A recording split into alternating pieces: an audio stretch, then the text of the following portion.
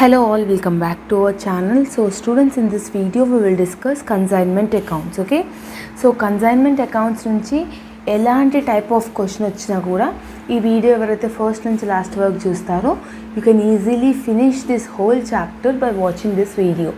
So ఇందులో నేను only material నుంచి ఎక్స్ప్లెయిన్ చేయడం జరుగుతుంది because I have no time to explain manually. So నేను చెప్పేది అని చూపించేది ఏదైతే ఉంటుందో వీడియోలో కొంచెం జాగ్రత్తగా వినండి సో దట్ మీకు ఈజీగా అర్థమవుతుంది. ఓకేనా? So my intention was only to give the explanation video to you all. So చాలామంది మన ఛానల్లో ఉన్న వీడియో కోసం ఎదురు చూస్తున్నారు. సో అలాంటి స్టూడెంట్స్ కోసం అని చెప్పేసి వీడియో చేయడం జరుగుతుంది. సో స్టూడెంట్స్, మీరు ఏం టెన్షన్ పడకండి. ఇప్పటికైనా కూడా మీకు ఏం రాకపోయినా కూడా no problem, I can tell you. Okay, so here in consignment account you need to prepare 3 accounts ma. First one is consignment account, second one is consignee account, goods sent on consignment account is the third account.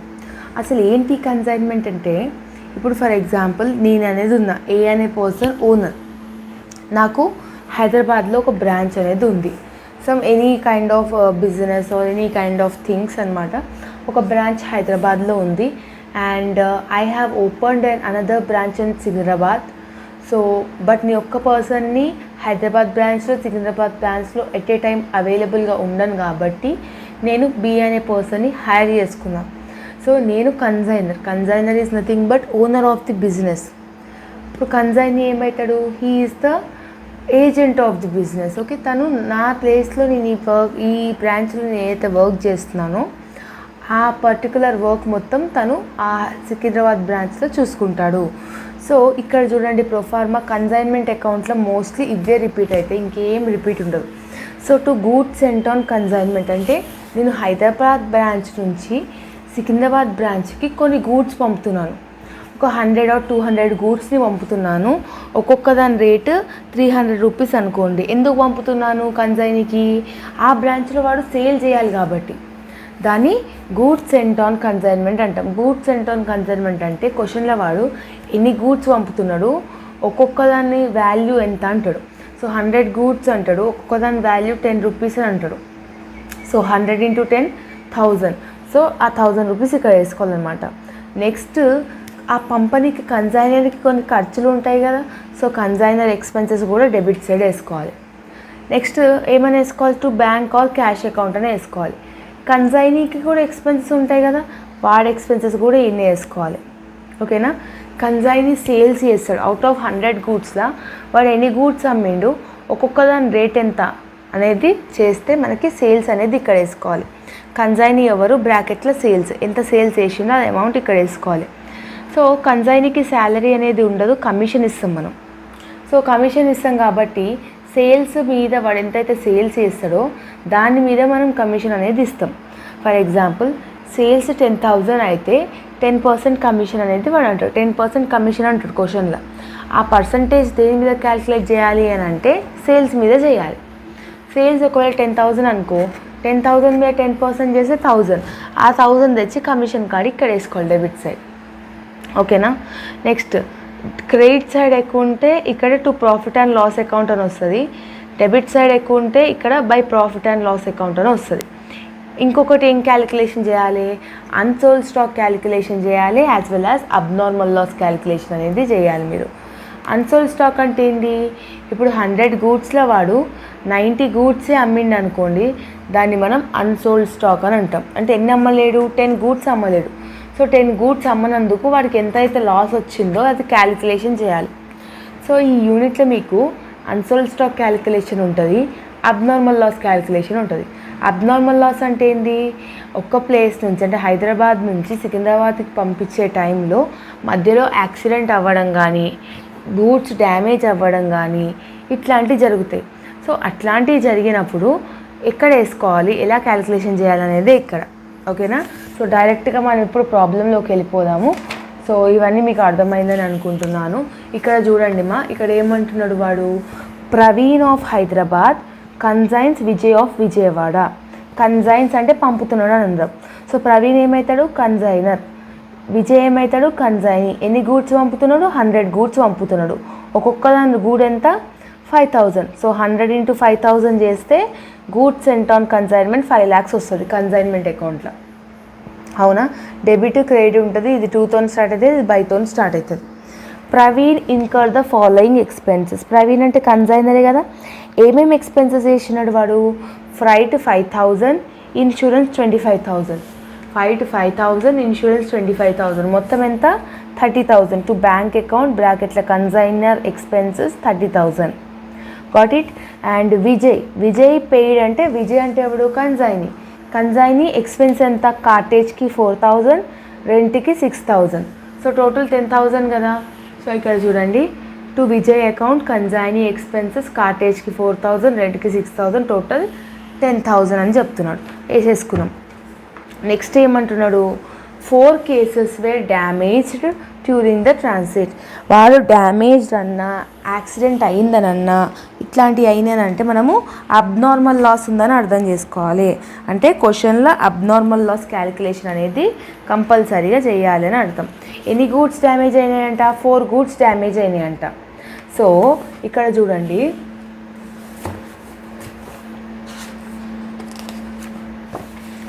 100 గూడ్స్లో 4 goods damage అయితే consignee ఎన్ని goods receive అయిండు? 96 receive అయిండు. ఓకేనా? 100 goods పంపిన, but అక్కడికి వెళ్ళే మధ్యలో డ్యామేజ్ గూడ్స్ 4 అయినాయి. సో వాడు ఎన్ని రిసీవ్ అయినట్టు? 96 రిసీవ్ అయినట్టు. సో ఈ 96లో వాడు ఎన్ని అమ్మిండంట? 76 goods were sold at 6,000 each. So 76 into 6,000 చేసుకుంటే మనకి సేల్స్ అమౌంట్ అనేది వస్తుంది. Which it means here Vijay account అని చెప్పి సేల్స్ అని రాసి 4,56,000, 76 into 6,000 వేసి 4,56,000 అనేది వేయాలి. అండ్ ఇక్కడ క్వశ్చన్లో ఇంకా అదేమంటారు, ఇన్సూరెన్స్ క్లెయిమ్ అని అంటారు. సో ఇక్కడ 15,000 ఇన్సూరెన్స్ క్లెయిమ్ అని అంటారు. అది మనం తీసుకోవాల్సిన అవసరం లేదు, మనకి సంబంధం లేని విషయం. డ్యామేజ్ అయిన గూడ్స్కి ఇన్సూరెన్స్ వచ్చిందా లేదా అనే విషయం మనకు అనవసరం అంటున్నాం. Got it. ఇక్కడ ఏమంటున్నాడు? విజయ్కి ఎంత పర్సెంట్ కమిషన్? 5%. ఈ 5% సేల్స్ మీదగా చేస్తాము. 4,56,000కి 5% చేస్తే 22,800 వస్తుంది. ఆ 22,800 ఇక్కడ రాసుకోవాలి. టు విజయ్ అకౌంట్ కమిషన్ అని చెప్పి ఇక్కడ వేసుకుంటున్నాం. Got it. నెక్స్ట్ ఇక్కడ ఏమంటున్నాడు? ఇంకా ఇప్పుడు మనము just abnormal loss calculation, unsold stock calculation చేయాలి. అన్సోల్డ్ స్టాక్ ఉందా అంటే ఉంది. 96లో వాడు 76 గూడ్సే అమ్మిండు. ఎన్ని గూడ్స్ అమ్మలేడు? 20 గూడ్స్ అమ్మలేడు. సో అన్సోల్డ్ స్టాక్ క్యాలిక్యులేషన్ ఉంది, అబ్నార్మల్ లాస్ క్యాలిక్యులేషన్ కూడా ఉంది. ఎలా చేయాలి అబ్నార్మల్ లాస్ క్యాలిక్యులేషన్ అంటే ఇక్కడ చూడండి మా, అబ్నార్మల్ లాస్ క్యాలిక్యులేషన్ ఫస్ట్ చెప్తున్నాను. ఎన్ని గూడ్స్ డ్యామేజ్ అయినాయి? 4 గూడ్స్ డ్యామేజ్ అయినాయి. పంపించేటప్పుడు ఒక్కొక్క దాని వాల్యూ ఎంత? 5,000. So 4 into 5,000 20,000. ఏ క్వశ్చన్కైనా ఇట్లనే ఉంటుంది. ఎన్ని గూడ్స్ డ్యామేజ్ అయినాయి, పంపించేటప్పుడు ఒక్కొక్క దాని వాల్యూ ఎంత వేసుకొని 4 into 5,000 వేసుకొని 20,000 వేసుకున్నాం. ఈ అబ్నార్మల్ లాస్కి కన్సైనర్ ఎక్స్పెన్సెస్ ఒక్కటే యాడ్ చేసుకోవాలి. కన్సైనీవి ఎందుకు యాడ్ చేసుకోవద్దంటే వాడు ఇంకా రిసీవ్ అవ్వలేడు గూడ్స్ని. ఇప్పుడు నేను నీకు గూడ్స్ పంపుతున్నాను చెప్పిన, మధ్యలో డ్యామేజ్ అయితే నేను నీకు రుబాబ్ చేస్తున్నా కట్టుమని చెప్పి చేయను కదా. సేమ్ అట్లనే abnormal loss will only depend on the consignor expenses. Consignor expenses మన క్వశ్చన్లో ఎంత క్యాలిక్యులేట్ చేసినాం? 30,000 కదా. 30,000 ఇంటూ ఎన్ని గూడ్స్ డ్యామేజ్ అయినాయి? 4 గూడ్స్ డివైడెడ్ బై ఎన్ని గూడ్స్ వీడు యాక్చువల్గా పంపిండు? 100 goods. So 30,000 into 4 divided by 100 చేస్తే మీకు 1,200 వస్తుంది. సో ఎన్ని గూడ్స్ డ్యామేజ్ అయినాయి, ఒక్కొక్క దాని రేట్ ఎంత అని చెప్పేసి వేసుకోవాలి. తర్వాత ఏం చేయాలి? కన్సైనర్ ఎక్స్పెన్సెస్ ఎంత ఇంటూ ఎన్ని గూడ్స్ డ్యామేజ్ అయినాయి డివైడెడ్ బై ఎన్ని గూడ్స్ వీడు పంపిండు. ఫర్ ఎగ్జాంపుల్ 1000 గూడ్స్ పంపితే డివైడెడ్ బై 1000 అట్లా వేసుకోవాలి. సో మొత్తం ఎంత? 20,000 ప్లస్ 1,200 21,000 1,200. ఆ అబ్నార్మల్ లాస్ ఎప్పుడైనా మనం క్రెడిట్ సైడ్ వేసుకుంటాం. బై అబ్నార్మల్ లాస్ 21,200 అని చెప్పేసి. So abnormal loss calculation, unsold stock calculation వచ్చేసింది అనుకోండి, మీకు కంపల్సరీగా ఈ యూనిట్ మీకు వచ్చేసినట్టే. ఓకేనా? But most of the students ఏం మిస్టేక్ చేస్తారంటే ఈ క్యాలిక్యులేషన్ చేసేటప్పుడే మిస్టేక్ చేస్తారు. సో కొంచెం జాగ్రత్తగా వినండి. అన్సోల్డ్ స్టాక్ ఎన్ని గూడ్స్ అమ్మలేడురా? 20 గూడ్స్ అమ్మలేడు. ఒక్కొక్క దాని వాల్యూ ఎంత పంపించేటప్పుడు? 5,000. So 20 into 5,000 1 lakh. అవునా? నెక్స్ట్ దీనికి కన్జైనర్ ఎక్స్పెన్సెస్ ఇద్దరిది యాడ్ చేయాలి. అన్సోల్డ్ స్టాక్కి ఇద్దరితో సంబంధం ఉంటుంది, అబ్నార్మల్ లాస్కి ఓన్లీ కన్జైనర్తో సంబంధం ఉంటుంది. కన్జైనర్ ఎక్స్పెన్సెస్ ఎంత? 30,000 ఇంటూ ఎన్ని గూడ్స్ వీడు అమ్మలేడు? 20. ఎన్ని గూడ్స్ వీడు పంపించినాడు? 100. సో మొత్తం ఎంత? 6,000. సో 30,000 ఇంటూ 20 డివైడెడ్ బై 100 వేస్తే 6,000 వస్తుంది. నెక్స్ట్ కన్జైనీ ఎక్స్పెన్స్ ఎంత? టోటల్గా 10,000 యాక్చువల్లీ. బట్ ఇక్కడ మనం రెంట్ తీసుకుంటలేము. రెంట్ అనేది రికరింగ్ ఎక్స్పెన్సెస్. మనం క్యాలిక్యులేషన్ చేసేటప్పుడు ఓన్లీ నాన్ రికరింగ్ ఎక్స్పెన్సెస్ మాత్రమే తీసుకోవాలి. రికరింగ్ ఎక్స్పెన్సెస్లో రెంట్ కానీ, గోడౌన్ రెంట్ కానీ ఇట్లాంటివి వచ్చినప్పుడు క్యాలిక్యులేషన్ చేసేటప్పుడు మనం తీసుకోవద్దు. ఇక్కడ వాడి ఎక్స్పెన్సెస్ ఏవైతే ఉన్నాయో అవి తీసుకోవచ్చు, బట్ క్యాలిక్యులేషన్ చేసేటప్పుడు రెంట్ అనేది తీసుకోవద్దు. సో రిమైనింగ్ అమౌంట్ ఎంత? 4,000 కాటేజ్కి కదా. 4,000 ఇంటూ ఎన్ని గూడ్స్ వీడు అమ్మలేడు? 20. ఎన్ని గూడ్స్ వీడు అమ్మినాడు? 76. సో 4,000 ఇంటూ 20 డివైడెడ్ బై 76 చేస్తే 1053 వస్తుంది. So 1 lakh plus 6,000 plus 1,053 means 1,07,053. అంటే calculation of unsold stock amount ఎంత? 1,07,053. ఆ 1,07,053 బై క్లోజింగ్ స్టాక్ అన్న కన్సైన్మెంట్ స్టాక్ అన్న చెప్పేసి ఇక్కడ రాసుకోవాలి. 1,07,053. సో నెక్స్ట్ ఇప్పుడు డెబిట్ ఎక్కువ ఉందా, క్రెడిట్ ఎక్కువ ఉందా టోటల్ చేసుకోండి. క్రెడిట్ సైడ్ ఎక్కువ ఉంది. క్రెడిట్ సైడ్ ఎంత ఎక్కువ ఉంది? 5,84,253 ఉంది. Highest amount both the sides వేసుకో. 5,84,253లో ఇవన్నీ మైనస్ చేస్తే మనకి to profit and loss account ఎంత వస్తుంది? బ్యాలెన్సింగ్ ఫిగర్ 21,453 వస్తుంది. Got it? ఇది కన్సైన్మెంట్ అకౌంట్. ప్రతి క్వశ్చన్ ఇంతే ఉంటుంది. సో చాలా జాగ్రత్తగా అర్థం చేసుకొని చేయండి. నెక్స్ట్ మీకు విజయ్ అకౌంట్ ఉంటుంది. విజయ్ అంటే ఎవడు? Consignee account. కన్సైనీ అకౌంట్లో వాడికి సంబంధించిందే రాసుకోండి. ఇప్పుడు కన్సైన్మెంట్ అకౌంట్లో విజయ్ అకౌంట్ సేల్స్ ఏదైతే ఉందో ఇది క్రెడిట్ ఉంది. ఇక్కడ క్రెడిట్ అయినప్పుడు ఆ అకౌంట్లో డెబిట్ అవుతుంది. ఏ అకౌంట్ల కింద తెస్తున్నాము? కన్సైన్మెంట్ అకౌంట్ల కింద తెస్తున్నాం. సేల్స్ ఎంత? 4,50,000. సో విజయ్ యొక్క ఎక్స్పెన్సెస్, విజయ్ యొక్క కమిషన్ రెండు వేసుకోవాలి. ఓకేనా? అక్కడ ఆ అకౌంట్లో డెబిట్ అయితే ఈ అకౌంట్లో క్రెడిట్ అయినాయి. సో 4,56,000కి 10,22,800 మైనస్ చేస్తే రిమైనింగ్ బ్యాలెన్సింగ్ ఫిగర్ ఎంత? 4,23,200. సో అక్కడ ఓన్లీ విజయ్కి అంటే కన్సైనీకి సంబంధించింది మాత్రమే వేసుకోవాలి. నెక్స్ట్ థర్డ్ అకౌంట్ ఏంటి అమ్మా అంటే goods sent on consignment account. Goods sent on consignment అకౌంట్లో ఇది ఫిక్స్డ్ ఉంటుంది.